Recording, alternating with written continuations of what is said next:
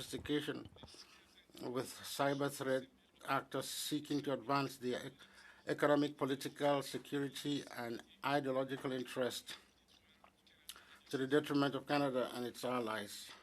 In short, the digital ecosystem has transformed the nature and conduct of warfare, espionage, diplomacy, and trade. Include those affiliated with foreign states, including militaries and intelligence services, as well as non-state actors. CSIS actively investigates a variety of cyber actors, including from or associated with China, Russia, Iran, and India. Regardless of who is directing their activities, cyber threat actors employ a range of technologies and techniques to exploit weaknesses in information systems, target individuals to gain unauthorized access to systems and networks, or leverage infrastructure in Canada to achieve their broader strategic and geopolitical goals at the detriment of Canada. CSIS is mandated to collect intelligence on threats to the security of Canada, to advise the government on those threats, and when appropriate, take measures to reduce them. This includes threats that emanate from the cyber domain. More specifically, when CSIS identifies national cybersecurity threats, it uses a variety of investigative techniques, including human sources, warranted collection, and other investigative methods to determine the scope, motivations, targets, and source of the threat. Le vaste dialogue instauré par le SCRS. CSIS engages broadly with industry, academia, governments, and indigenous groups. It helps to strengthen Canadians' alertness and resilience to a growing cyber threat environment. For example, since 2021 alone, over 70 briefings have been provided to parliamentarians on foreign interference and espionage, in which security awareness, including cyber hygiene, was a key discussion point. Additionally, CSIS routinely provides intelligence assessments to our government partners, allowing them to make informed policy and operational decisions. CSIS also shares these assessments and investigative leads with our trusted foreign partners in order to assist them in ensuring the integrity of the global information infrastructure upon which Canadian security relies. CSIS is part of a community of agencies and departments seeking to protect Canada from cyber threats. While CSIS plays a vital role in the team, it works closely with other key players, such as the cybersecurity experts at the Communication Security Establishment and the Cyber Centre, Public Safety Canada, and the RCMP, just to name a few. Together, we work to safeguard Canada and its assets, information, and national security from an array of cyber threats.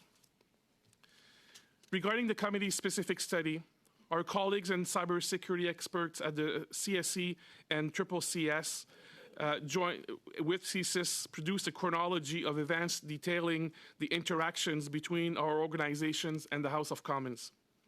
I will note that CSIS learned of any issues with the House of Commons IT system from CSE in January 2021. Following such, our agency directly briefed the House of Commons IT staff with CSE. From there, we worked with CSE and the House of Commons from January through April 2021 to investigate this activity. This work outlined that IPAC members were targeted, but importantly, it found no instance of compromise on the system nor any follow-on activity. CSIS broadly disseminated intelligence product to clients across the Government of Canada, detailing APT 31's email tracking attempts at IPAC members in Canada. CSIS worked with the House of Commons, predates the FBI reporting that was shared with both CSIS and CSE on any information that was released to the public by the US in 2024. When this incident was uncovered in early 2021, CSIS followed the protocols in place at the time. CSIS worked directly with CSE and the House of Commons to better understand the incident and its impact. Our investigation alongside CSE's work helped to inform the House of Commons on the specific technical measures that could be taken to mitigate the incident. En 2023, le Premier ministre a In 2023, the Prime Minister issued a ministerial directive to CCs which outlined and clarified CC's role and responsibilities in relation to investigation, notification, and reduction of threats to parliamentarians. The directives outlines that, wherever possible within the law, CCs must ensure that parliamentarians are informed of threats to the security of Canada directed at them. This is uncharted territory for CCs and is providing an opportunity for reflection, learning, and improvement. What is different today under this directive is that it compels us to have the conversation with our partners on how best to ensure that parliamentarians are informed on the potential threats they face. It may not be CCs, for example, when we are not lead department responsible for the issue, but because the MD was issued to CCs, we will lead the discussion on the process to follow. And I think, Mr. Chair, will skip the recap of the chronology because of time. I will just speak quickly to some legislative authorities. And so I think members of the committee, you will understand that the CSIS mandate is guided by legislation that is nearly 40 years old. In the face of rapid technological change and an increasingly complex cyber ecosystem, gaps in CSIS authorities limiting its ability to detect, investigate, and respond to foreign interference, including by sharing information, has become more pronounced. Bill C-70, which currently sits before the House, proposes a set of focused amendments that will improve CSIS operational response to foreign interference. Amongst these amendments is a proposal to enable information sharing outside the federal government to build resiliency to national security threats, including foreign interference. This will help to build resilience before the threats materialize and will directly enable parliamentarians to make decisions that are more informed. More broadly, Bill C-70 will ensure CSIS investigations are nimble and responsive, resulting in better collection of intelligence and advice, including for parliamentarians. The last thing I would say, Mr. Chair, is that in reflecting on this situation in preparation for this appearance, I think my analysis with my colleagues is that everybody did the work they were supposed to do. However, the outcome for parliamentarians is not what I think everybody will agree now in hindsight is what was desired. And I welcome the work of this committee. I welcome the work that CSIS can do to make sure that in the future we learn from this and that the outcome for parliamentarians and for Canadians is a different one. Je vous remercie. Merci beaucoup, Monsieur Vigneault. Thank you, Mr. Vigneault. Opening remarks. Witnesses, we will now go into rounds of questioning. Just for your awareness, there'll be 6 minutes that are allotted to representatives from each political party here today, and then we go into a slightly reduced line of questioning following that. With that, Mr. Cooper, the floor is yours for 6 minutes. Thank you, Mr. Chair. Mr. Vino, on November 19, 2021, CSIS issued a classified analytical brief to 35 Government of Canada clients on the topic of the Beijing-directed APT-31 cyber attack campaign. Of the 35 Government of Canada clients who received the briefing, did that include the Prime Minister's National Security and Intelligence Advisor? Mr. Chair, I do not have the specific distribution list, but I can say that, generally speaking, such a product would indeed be distributed to the Privy Council office, and that would include the National Security Intelligence Advisor. That's the general practice, but I will have to double check on this specific item. Would that likely include certain ministers, departments, deputy ministers? Mr. Chair, the way that the distribution of intelligence works is that the departments are responsible to the intelligence unit within departments to then make this information available to their ministers. So it would be hard for me to know. Maybe the easiest way to go about this is, would you, Mr. Vino, undertake to provide a list of the 35 Government of Canada clients who were briefed to this committee? I will do that, Okay. Mr. Chair. Thank you for that. And is there anything you can elaborate on with respect to that briefing?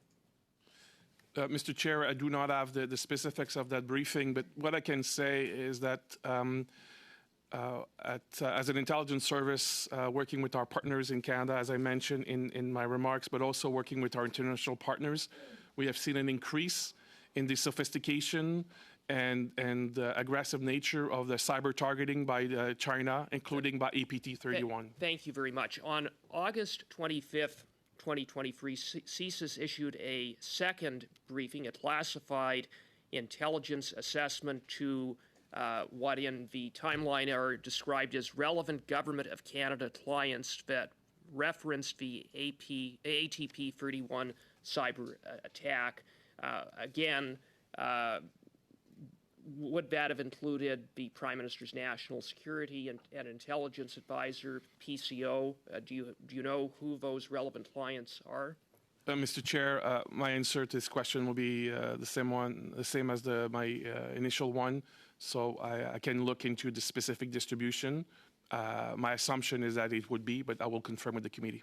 Okay, so you will undertake to provide a list of who those relevant Government of Canada clients are. Thank you very much for that. And I would note that August 25th, 2023 was after the ministerial directive, which you alluded to, was issued on May 16th, 2023. So my question is, and maybe before I ask that directive provides that, quote, CSIS will seek to ensure that parliamentarians are informed of threats to the security of Canada directed at them.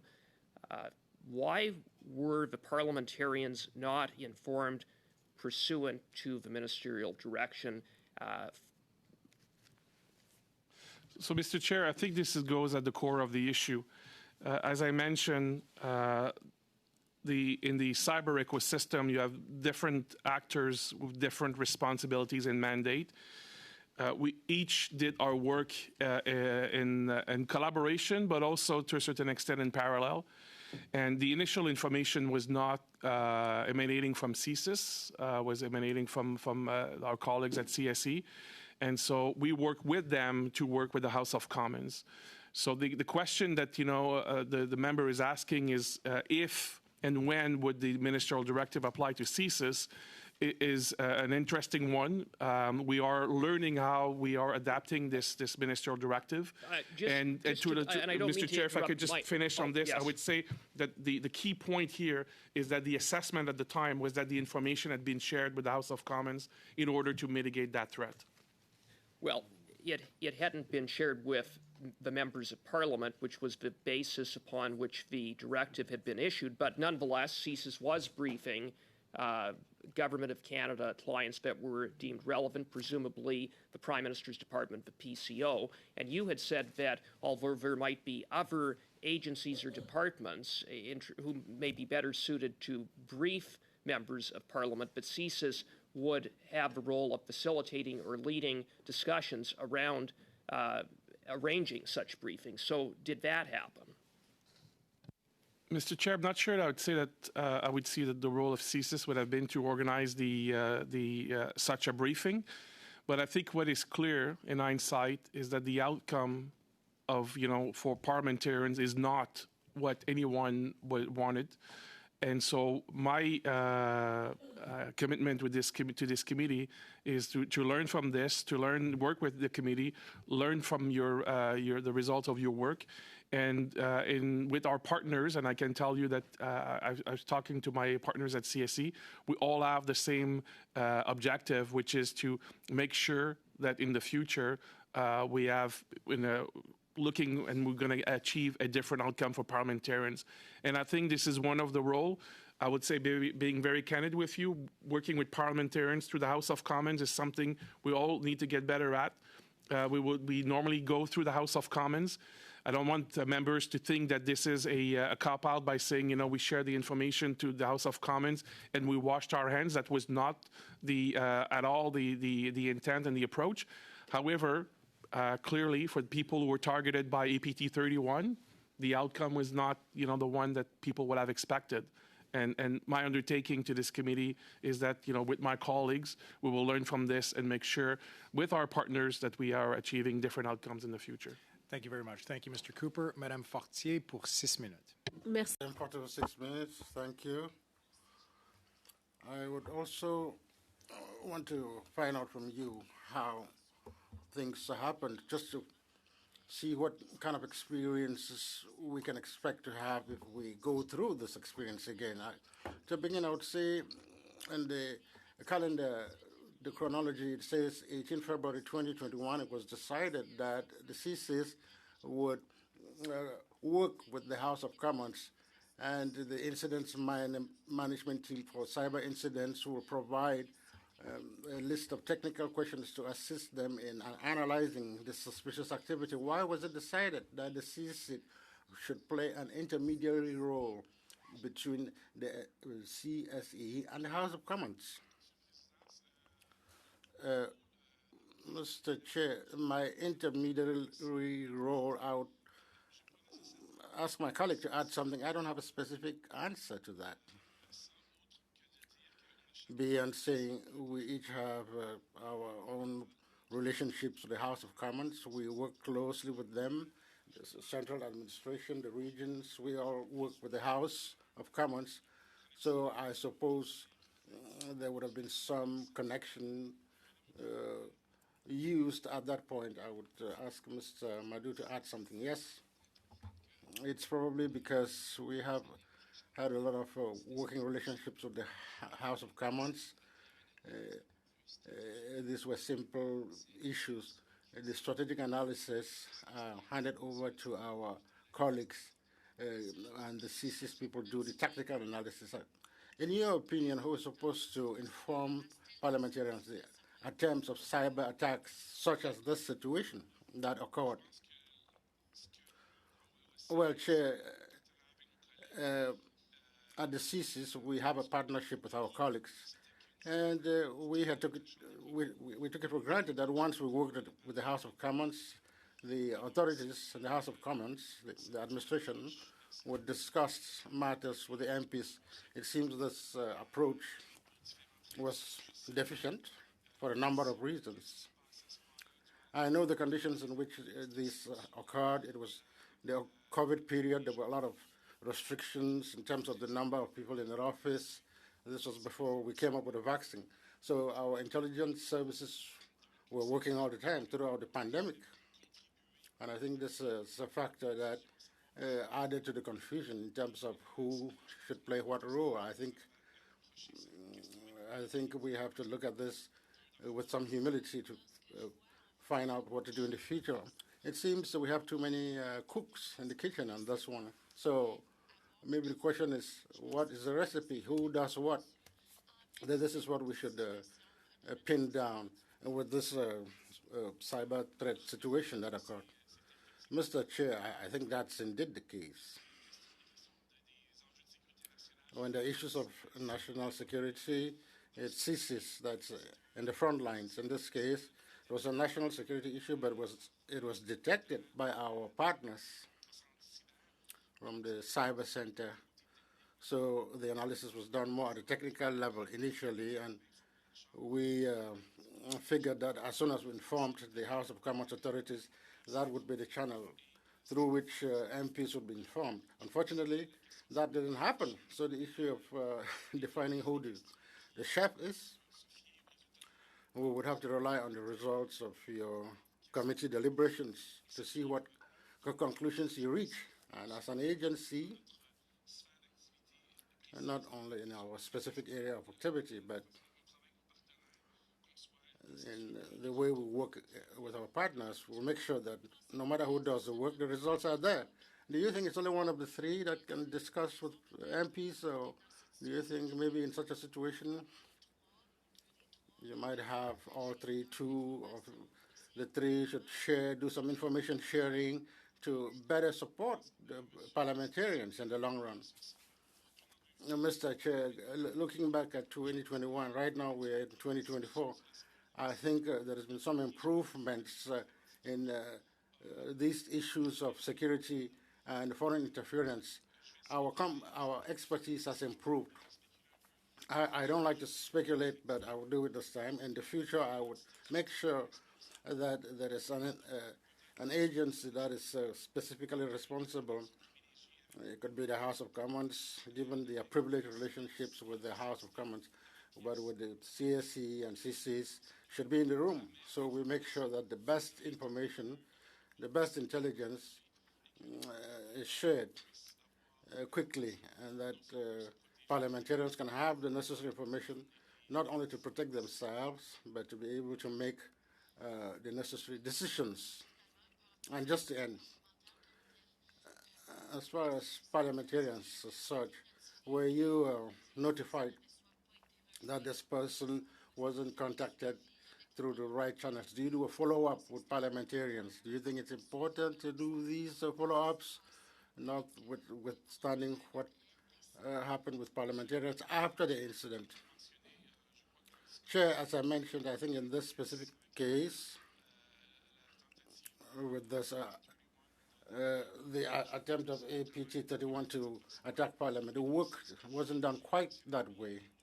As I said in my opening statement, we will work with our partners to make sure that we all learn from the situation. Thank you, Madame Parcier. Madame Gautreau, 6 minutes, please.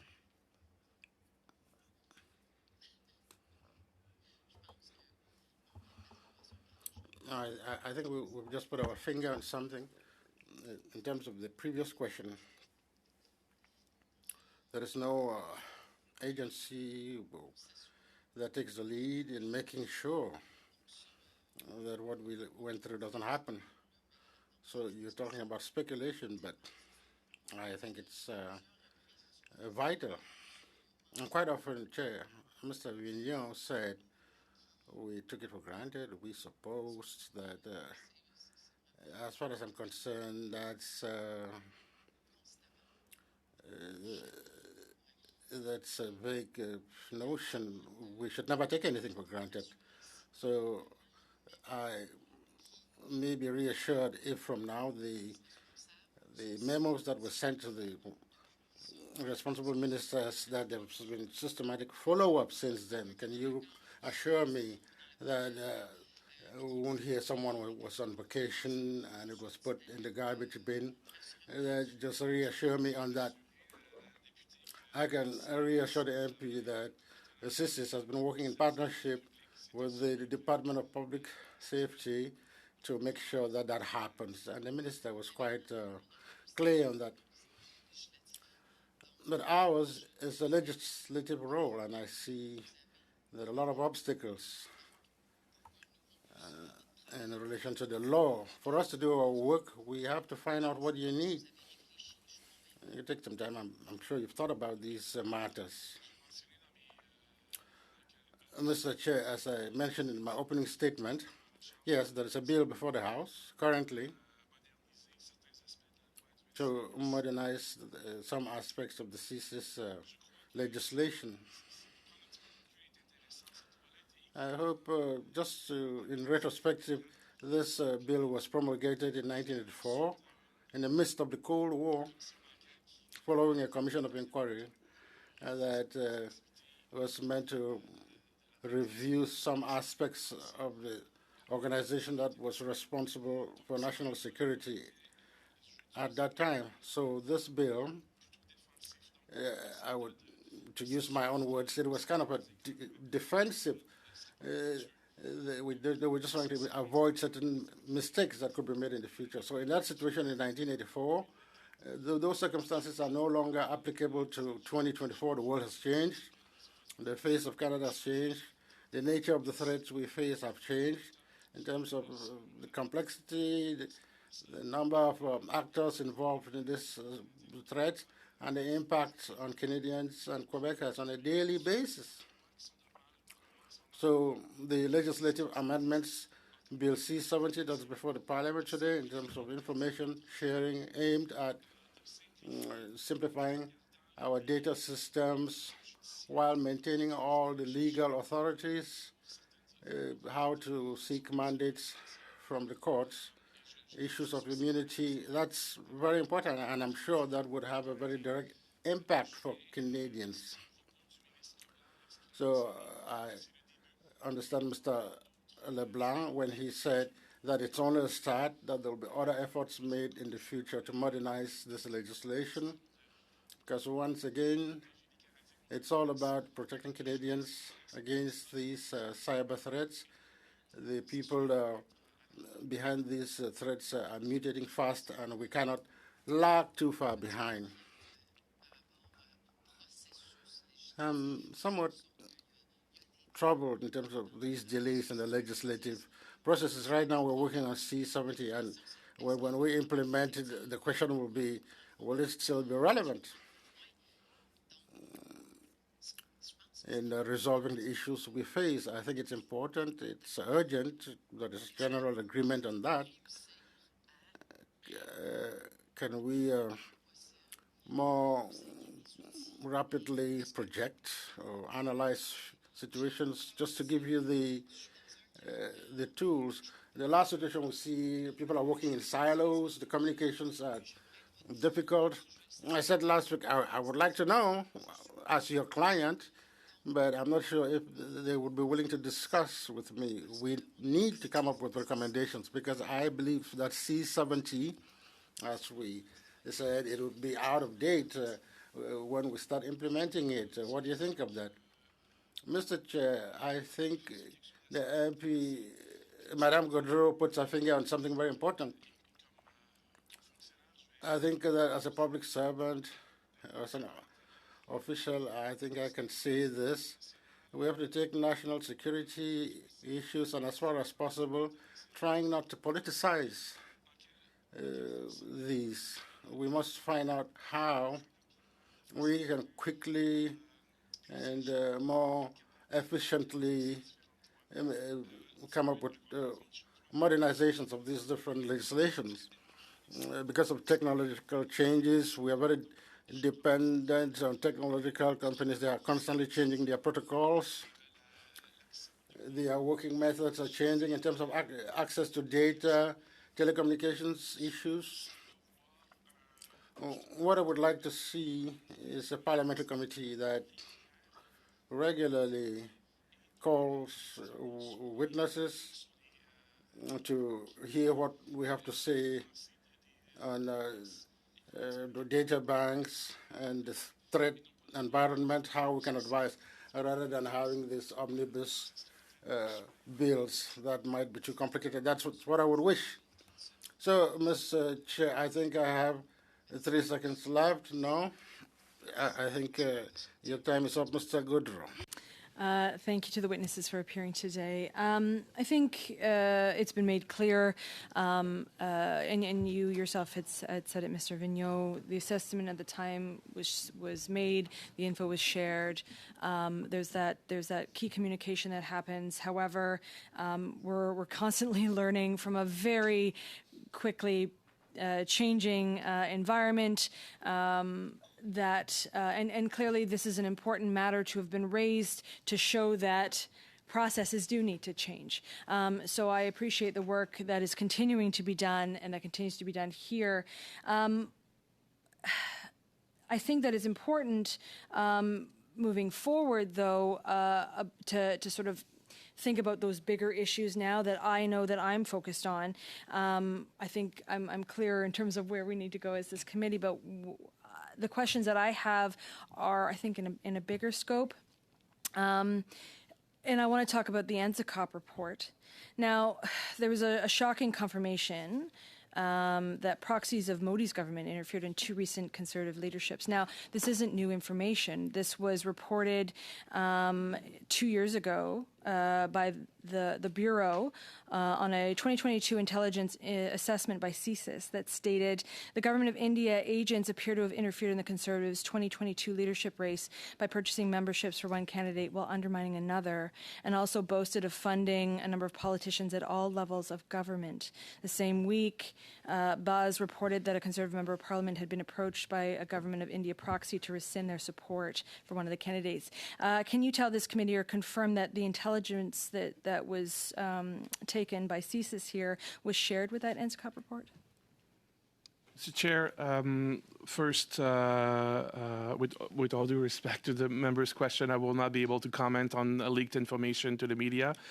But that said, I can assure the member that we have shared and testified to all of the information that was relevant to the committee's review. I will maybe ask Mr. Basler, who is our Counter for Interference coordinator, to speak to the volume and the depth of the sharing of our information. Thank you, Director. Yes, NCCOP certainly had access to any and all service information outside of some which were redacted for cabinet confidences, but any of our classified intelligence was made available to the committee, as well as a number of officials appeared before the committee to be interviewed and answer direct questions throughout their review. They also had all the information that was given to the Independent Special Rapporteur when he was doing his review. The same information has gone to the National Security Review Agency, as well as the public inquiry. So there's 4 separate reviews that have had access to, I think at last count, at least from the service, over 8,000 documents have been shared with the review committees. Okay. So further, this year, actually, at the beginning of this year, Press Progress reported CSIS was investigating foreign interference in the nomination race for a candidate from Oxford. They cited local Conservative Party officials had been interviewed by CSIS. Local Conservative activists were visited by CSIS officials. So I kind of asked the same questions in that if it was shared with NSCOP, and I understand not wanting to comment on leakages, but the fact that these leaks continue to happen must be concerning. And I don't want to ask about the specifics of that, but overall, when we're talking about these processes and we're talking about leaks and we're talking about improvements, can you talk about that, both the first bit of the question and the second? Thank you. Mr. Chair, I would say that in this case, our assessment was that it was investigative journalism as opposed to a leak in this specific story. And so I will obviously not be speaking to the specifics of our investigative techniques or investigative interest. But I think what is very clear is that we have said publicly in our annual reports, in speeches, in appearances in front of this committee and other committee of the House and the Senate, that CSIS has been concerned with foreign interference for many, many years. It's part of our act. We have been investigating this. But what we have seen over the last number of years is an increased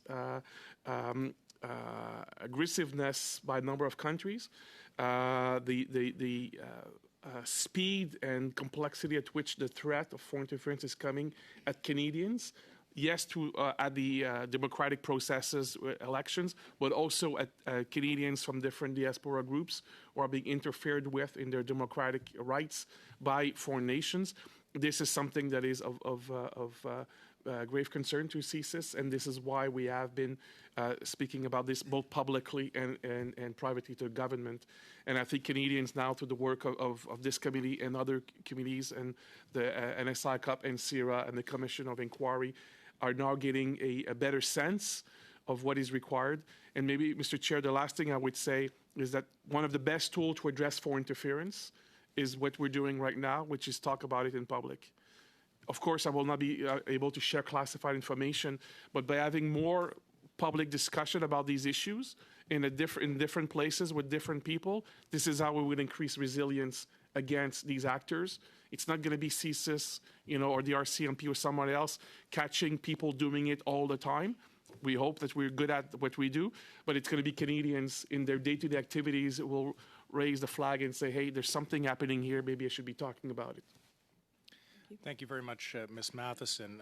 Colleagues, we now go to the second round. Mr. Cooper, the floor is yours for 5 minutes. Thank you, Mr. Chair. Turning to the NSCOP report, footnote 63 at page 17 of the report indicates that CSIS briefed the Prime Minister on February 9, 2021 about foreign interference activities by the Beijing regime, more specifically involving efforts to manipulate Canadian media, including, quote, paying to publish media articles without attribution, sponsoring media travel to the PRC, pressuring journalists to withdraw articles, and creating false accounts on social media to spread disinformation, end of quote. Did you brief the Prime Minister on February 9th, 2021? Was it you? Mr. Chair, I do not have the report in front of me, but I will take the members' word that it's indeed accurate, the reference. I do not remember that specific briefing. I will have to double check if it was myself, someone from my staff, or somebody else who briefed the Prime Minister. Thank you. And could you undertake as well if the Prime Minister had been briefed prior to February 9th, 2021 on the same subject matter? Mr. Chair, we'll take that under advisement. We'll try to see how we can do in different committees. We have Appreciate that. provided a number of different chronologies, so we'll try to see what we can do. Page 17 of the NSICOP report goes on to state that the site task force observed during the 2021 election a coordinated campaign aimed at discouraging Canadians, particularly of Chinese heritage, from supporting the Conservative Party. It states, quote, specifically, different Chinese language media outlets in Canada adopted the language of a PRC state media article without specifically attributing it. Most of these media outlets were linked to the PRC via partnership agreements with the Chinese news service, the Chinese Communist Party's primary media entity, end of quote. For you, Mr. Chair, had a foreign influence registry been in place at the time, those media outlets would have had to publicly register in light of their partnership agreements with the PRC, correct? Mr. Chair, I'm looking at my colleague here if he wants to opine on this. I would have to defer the question to my colleagues at Public Safety Canada who are devising the current regime. I would not have a definitive answer to provide to this committee. Well, I would submit the answer would be yes, insofar as it is an arrangement. A partnership agreement would be an arrangement with a foreign entity, correct? It appears to be, Mr. Chair, it appears to be the case, but again, I would not want to speculate. I'm not the expert on the foreign registry. Our colleagues at Public Safety are. I don't think we could expand further on the nature and scope of when a partnership agreement would come into force under the current proposed legislation right now. So I think it would be a stretch for me to go that far. Okay. Well, I realize that you might not be the authority on the subject matter, but if one were to look at the legislation, it's quite clear that that would fall within the definition of an arrangement. And I would just observe that based upon the NSICOP report and other information, including through Global Affairs Canada and the reports of a rapid response mechanism, that it is well documented that during the 2021 election, the Beijing regime ran a disinformation campaign aimed at discouraging Chinese diaspora communities from voting for the Conservatives. You would agree with that? Mr. Chair, we through the Commission of Inquiry presided by Justice Hogue, we have CSIS in partnership with colleagues made public some summaries of information, including specifically on this information.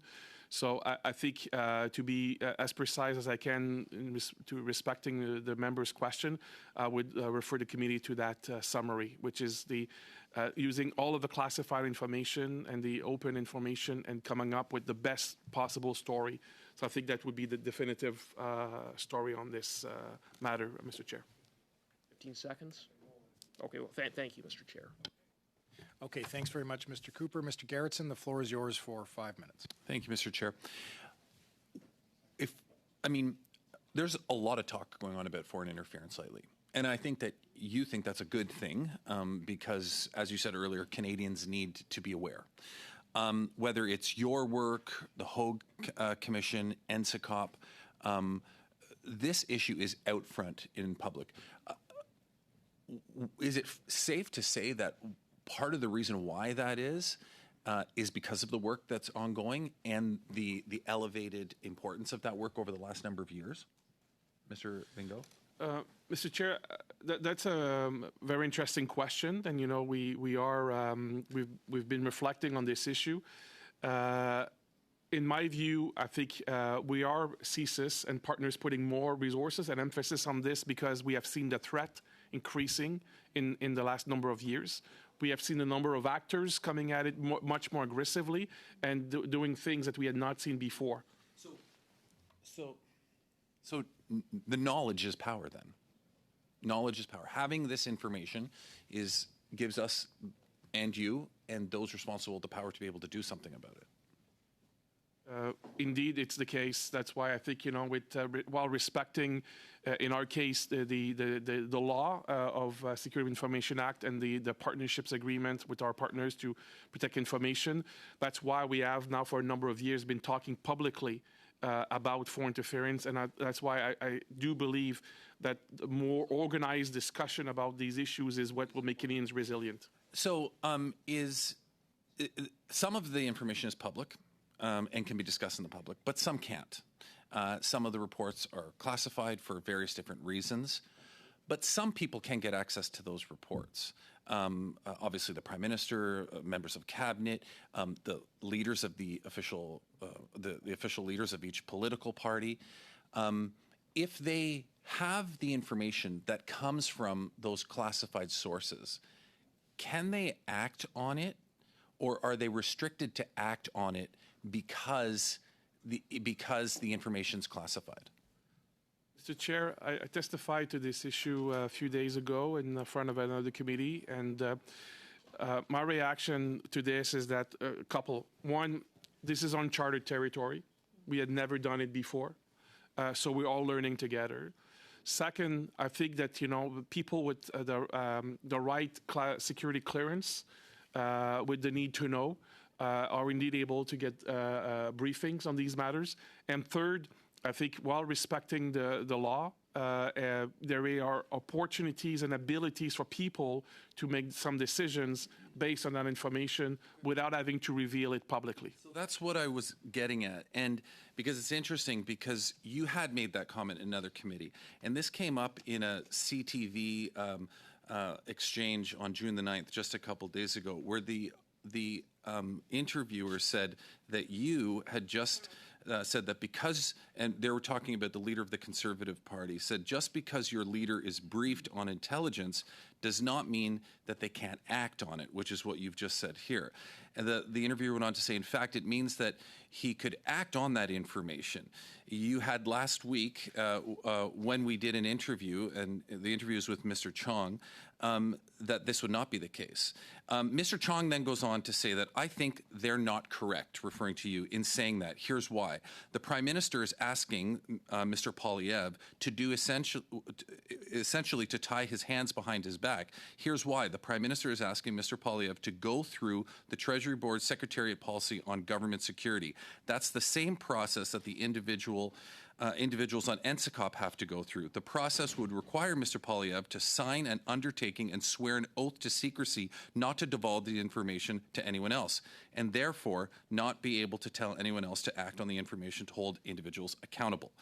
The host of the show then said, respectfully, am I supposed to believe you over the director of CSIS, referring to Mr. Chong, to which Mr. Chong replied, yes, you are. So I'm not going to ask you to comment on that because I know you're not going to want to weigh into this, but you have made it very clear today that if you do receive information, even if it is classified information, you can use that information to make decisions, even if it means you're not allowed to reveal that information. That is correct?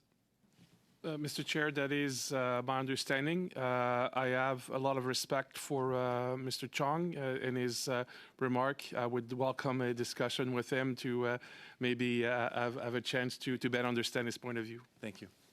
Thanks very much, Mr. Gerritsen. Madame Gaudreau, 2 minutes 30 secondes à vous. Let's come back to your wish. And I was trying to imagine a parliamentary committee that that doesn't have too much power, but enough to get away from partisanship. And then we learned that there are leaks in newspapers. I would like to hear you go a little more in depth on that. Mr. Chair, when I was thinking about the MP's question, I had in mind different models. we have partners in Australia that they have that over a period of a few years, they have a government agency that reviews all the arrangements and the legislation governing national security to make sure that the threat situation and these famous toolbox, that the right instruments be in there, that everything is modernized. And this commission has been set up to come up with reports outside of elections periods to avoid certain complications. So that's one model that exists. But as I have said several times over the past few years, Canada has been lucky that some of the threats we have faced, they were different compared to others. Our geography, 3 oceans, a partner such as the United States, as an economic partner, a military partner, we were able to avoid the intensity of threats that other countries faced. So Canadians, and rightly so, I'm pleased with that. We don't have to look at these matters along the same lines with the same intensity. But the world is changing, and everything that has made Canada a prosperous and sovereign country, we have to recognize that we are going the wrong direction. And I think that finding a different way to discuss these matters, including in Parliament, we must develop a new approach. So I would like to summarize what I heard you were saying. We should work with the models of the 5 Eyes and try to come up with our own model to face these threats. Thank you, Madame Gautreau. Thank you. So just following up on Mr. Gerritson's question, the Prime Minister has had the full unredacted NSCOP report for 11 weeks now? Mr. Chair, I would take the word of the MP, but for a period of time, for sure. With no actions. Okay. Just double checking. Given, I would like to give notice of a motion, Mr. Chair, in the time that I have. It's just notice, and we'll be sending it around shortly. However, given the recent findings of the NSCOP Special Report on Foreign Interference in Canada's Democratic Processes and Institutions, the Standing Committee on Procedure and House Affairs order the production of all relevant memoranda, briefing notes, emails, records of conversations, and any other relevant documents from departments and agencies, including the Canadian Security, Intelligence, Service and Communications Security Establishment Canada, concerning interactions with Conservative Party of Canada officials and representatives on the topic of foreign interference and its impact on the outcome of the 2020 and 2022 leadership races, provided that 1, both agencies tasked with gathering these documents apply redactions according to the Access to Information and Privacy Act, and 2, these redacted documents be deposited as soon as possible, but not later than Sunday, June 25th, 2024, with the clerk of the committee to be distributed to all members of the committee in both official languages. Noted? We've got it. I understand you're not choosing to move that motion, Ms. Matheson, so there remains... Giving notice, I have to... Yeah, absolutely. So there remains 45 seconds in your questioning if you'd like it. Actually, I wouldn't mind building off of what Madame Gaudreau was asking. So when I was in Taiwan on a trip, there was a great deal of discussion, of course, about what they face in terms of bombardment, foreign interference, and the education that they move forward with of their own public. Have there been workings with the government of Taiwan to learn from that, to educate its own public, even the idea of a minister of digital affairs, as they have? Mr. Chair, very quickly, I would not comment specifically on the interactions of CSIS with partners, but I can reassure the member that there has been indeed a number of partners in Canadian government who have engaged specifically on these issues with the partners in Taiwan. Okay, thank you very much, Ms. Matheson. Monsieur Berthold, 5 minutes à vous. Mr. Berthold, you have 5 minutes. Thank you, Chair. To start, I would like to say it's quite ironical that we have the NDP jumping to the defense of the government, whereas we've come out with document production motions. We've been doing this for weeks. And each time the NDP voted in favor of the government to prevent this document production. So I think it's somewhat ironical to see the motion presented today by our colleague from the NDP. Mr. Vigneault, you said in your statement that it was very important not to politicize these national security issues. I have to come back to this. We must point out that politicizing national security issues is not just talking about it. It's not the opposition should talk about it, ask hard questions. It's trying to use this intelligence for partisan interests. Is that what you think when you say politicizing national security issues? Mr. Chair, yes, to a large extent, that's exactly what I mean. Once again, with my duty of reserve, I think when there are partisan interests that are taken into account, that's normal in a democracy, and we're all happy to be living in a democracy, but sometimes some of the basic issues are set aside, and from my personal view as director, it makes things more complicated in a politicized atmosphere. So if as a government I refuse to see classified information, I don't want to place myself in an embarrassing situation. I refuse to act when we have information on a candidate that might have received support from a hostile foreign power, putting the blame on another association or simply not taking the responsibility. So it's in some ways politicizing the debate on national security.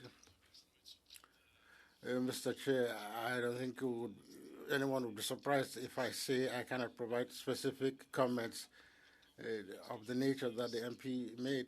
But what I can say is the discussion that's ongoing and the work of this committee, once again, I think it's very important for Canadians to come up with ways of protecting ourselves from foreign interference and the other threats.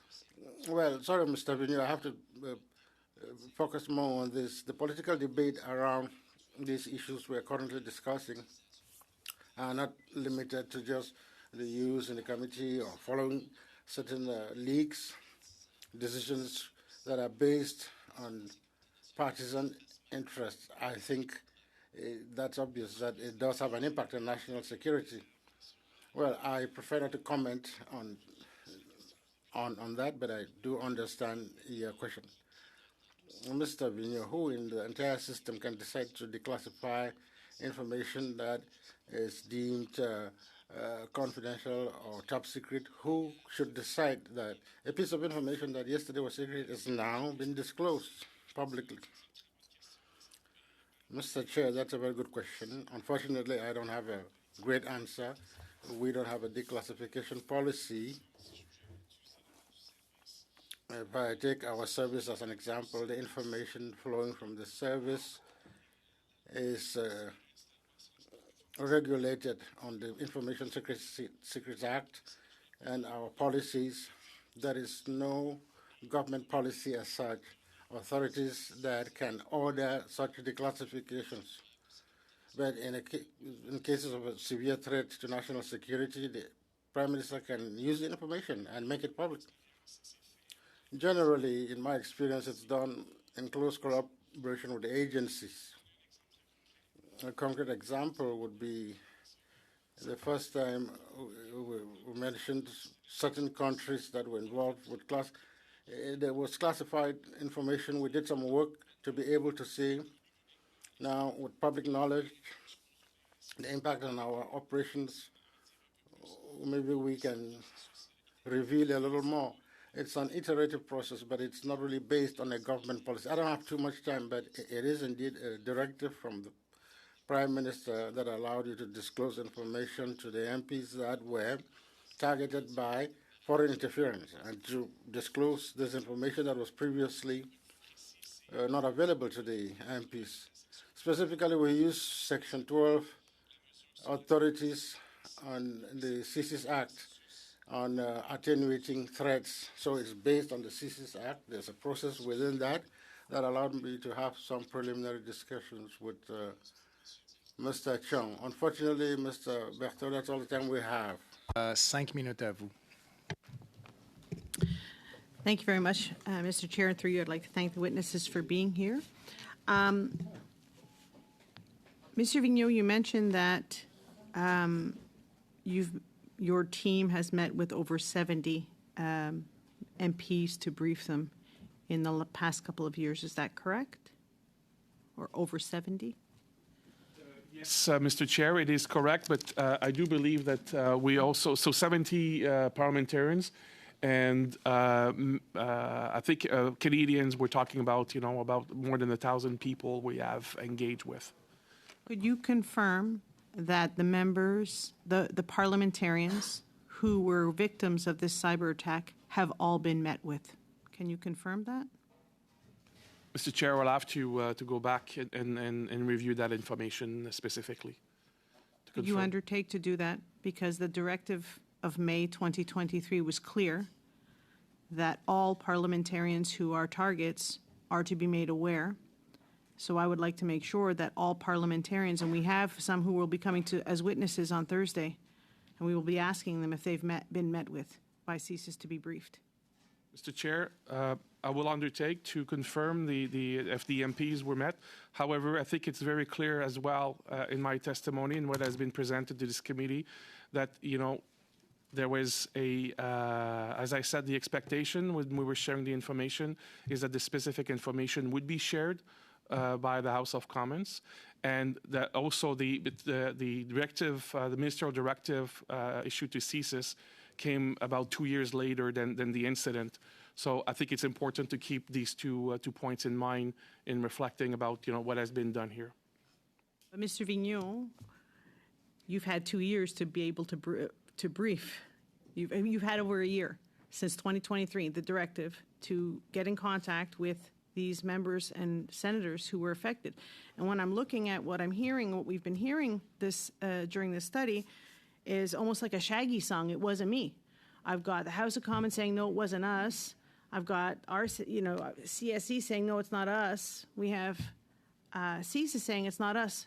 But in the meantime, parliamentarians, both the Senate and the House of Commons, are sitting here targets. So there seems to be a real breakdown, and no one wants to take responsibility to make sure that the parliamentarians, the very people that you say are targets of foreign interference, are not actually being briefed. So this is a very big concern of ours, and I understand you want to learn from it. But in the meantime, our adversaries who are doing this are getting away with it. So my question is, what structure needs to be put in place to ensure that the very people who are being targeted by, whether it be state actors or non-state actors, are making sure that there is a constant dialogue between the two, because maybe I have information that you don't have. And there seems to be that is missing. And when we say it's the House of Commons was responsible for letting know the parliamentarians, what about the House, what about the Senate? So is the House of Commons IT responsible for the Senate as well? So there seems to be it's not my problem, or it's not I did my part of the, assembly line, but at the end of the day, it's not getting done. So what do we need to do to get it done?